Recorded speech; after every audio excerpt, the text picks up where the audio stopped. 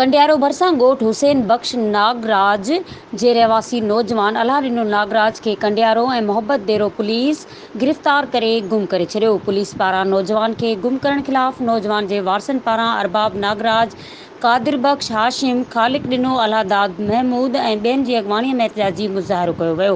उन मौक़े ते एहतिजाज कंदड़नि चयो त कंडियारो ऐं मोहब्बत डेरो पुलिस बाअसर गुलाम हुसैन भट्टी जी चुर्च ते असां ख़िलाफ़ ऋण ॿारे ॾिनो आहे। पुलिस बिना जवाज़ रोज़ानो घरनि ते चढ़ायूं करे असांखे परेशान करे रही आहे। हुननि चयो त कंडियारो ऐं मोहब्बत डेरो पुलिस 2 ॾींहं कोर्ट में शनवाई ते वींदड़ असांजे नौजवान अलाह ॾिनो खे गिरफ़्तार करे गुम करे छॾियो आहे। पुलिस नौजवान जी आज़ादी जे लाइ लखें रुपया रिश्वत तलब करे रही आहे।